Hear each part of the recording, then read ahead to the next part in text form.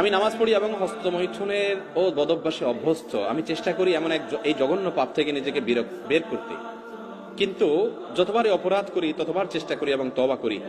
শাইখ দয়া করে বলবেন আমি কি নিজেকে কিভাবে এই পাপ থেকে বিরত রাখতে পারবো? ভাই, এ বিষয়ে এর আগেও বারবার বিভিন্ন যুবকরা বলেছেন। আল্লাহি, আল্লাহর কসম, আমার খুব ভালো লাগে যখন আমার যুবক ভাইরা এই সমস্ত প্রশ্ন করেন, যে প্রশ্নের মাধ্যমে তিনি ভালো পথে আসার জন্য ছটফট করতে থাকেন। শয়তানের সাথে পারেন না, ইবলিস তাকে অন্যায়ের পথে, হারামের কাছে নিয়ে যায়। তিনি চান একটু আসার জন্য।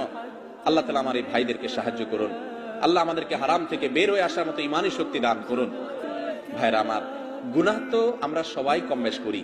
কয়জন আছেন গুনাহ করার পর গুনাহ থেকে বাঁচার জন্য ছটফট করেন, তওবা করার জন্য? তো এই সমস্ত ভাইরা যারা তওবার জন্য ছটফট করেন, আমি তাদের ব্যাপারে সুধারণা রাখি, আমার আল্লাহ তাদেরকে তওবার তৌফিক দিবেন ইনশাআল্লাহ। যারা পাপ করার পর, অপরাধ করার পর কোনো সেন্স নাই, কোনো হিতাহিত, কোনো ভালো মন্দ ধারণা নাই, অপরাধ বোধ নেই, অপরাধের অদৃশ্য দাহন তার ভিতরে হয় না, এই ব্যক্তি অপরাধ থেকে ছুটে আসা অনেক কঠিন হয়।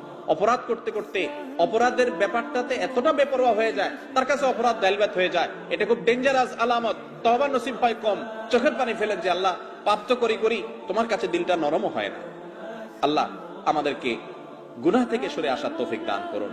হস্তমৈথুনের এই গুনাহের সাথে আমাদের অনেক ভাইরা জড়িত, অনেক ভালো কাজ আছে, কিন্তু এখান থেকে বাঁচতে পারে না। ভাই, এক নম্বর কথা হলো, মোবাইল থেকে সমস্ত খারাপ জিনিস ফরম্যাট করে ডিলিট করে দেন। যদি সৎসাহস না থাকে বা মনে হয় যে আবার মোবাইলে সেটা চলে আসবে, মোবাইলটা বিক্রি করে একটা বাটনওয়ালা মোবাইল নেন যেখানে কিছু থাকবে না। একটু কঠিন হবে, কিন্তু হিম্মত করে আল্লাহর জন্য ত্যাগ করেন না। একটু ত্যাগ করলে, প্রিয় মানুষের জন্য ত্যাগ করলে ভালো লাগে, আল্লাহর জন্য ত্যাগ করলে আপনার ভালো লাগে কাজ করবে।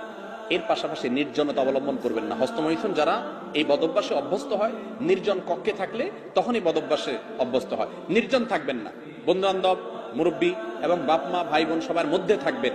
একাকিত্ব অবলম্বন করবেন না, কারণ একাকিত্ব হলে শয়তান এটা করা। বেশি না, 2-4 মাস যদি একটু কষ্ট করে, স্ট্রাগল করে মোবাইল টোবাইল, ফেসবুক, ইউটিউব এগুলো থেকে সরে থাকতে পারেন, হারাম সম্পর্ক থেকে দূরে থাকতে পারেন। খারাপ জিনিস দেখলে মানুষ হস্তমৈথুনের দিকে বেশি যায়। যুবকরা খারাপ জিনিস যেন দেখতে না পারেন, সে রাস্তা বন্ধ করে ফেলেন। বেশি না, 1টা মাস এক্সারসাইজ করেন, ইনশাআল্লাহ বদভ্যাস দূর হয়ে যাবে।